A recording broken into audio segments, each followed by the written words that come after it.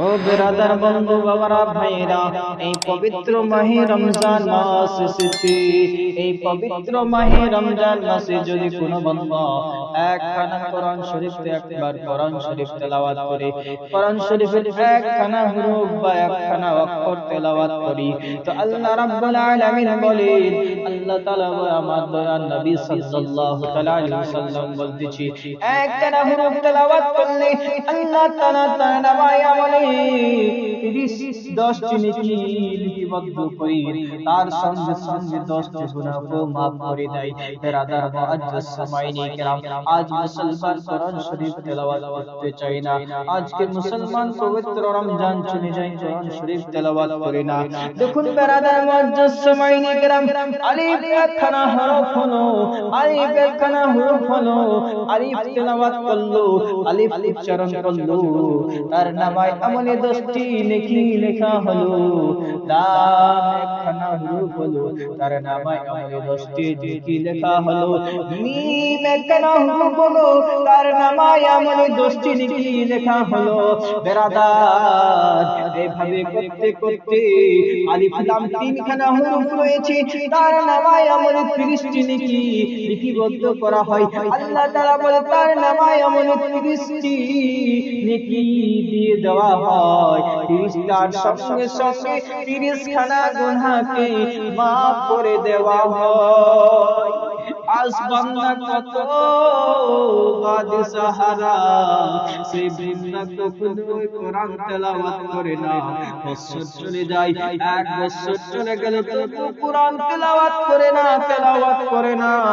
কোরআন শিখায় এমন একখানা, কোরআন যে এমন একখানা কিতাব, যে কোরআন দেখলে সওয়াব, যে কোরআন ছুলে সওয়াব, যে কোরআনকে বুকে রাখলে সওয়াব, যে কোরআনে চুমু খাবে সেই কোরআনের সওয়াব পাওয়া যায়।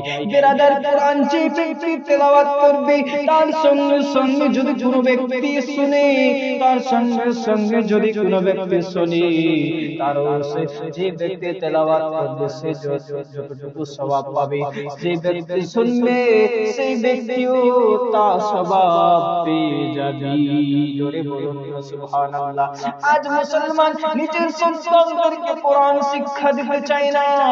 আজকে মুসলমান নিজের সন্তানকে কোরআন শিক্ষা দিতে চায় না, কোরআনের শিক্ষা দিতে চায় না।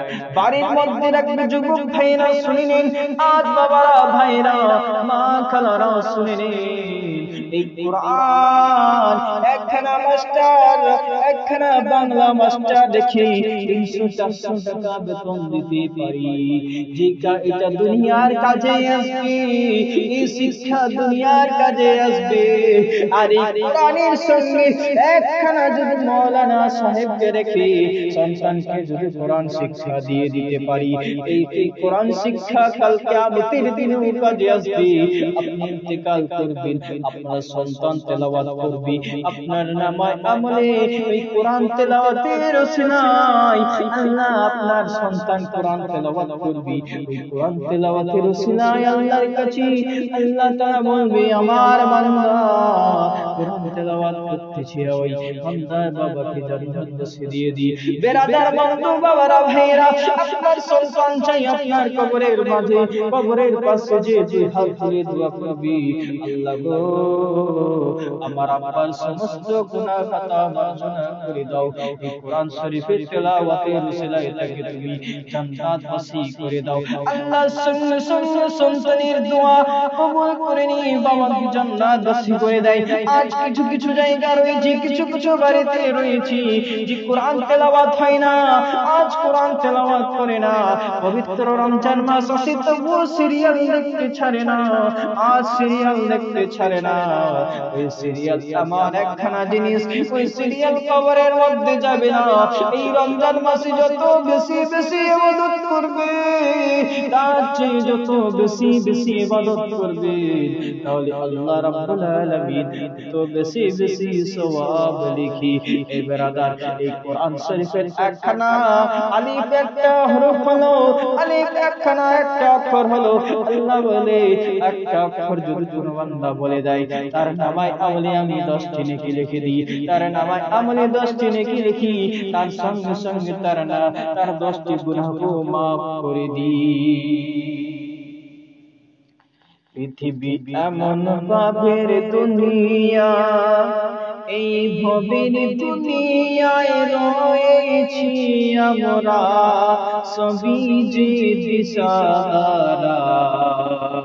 এই দুনিয়ায় এমন দিশাহারা রে,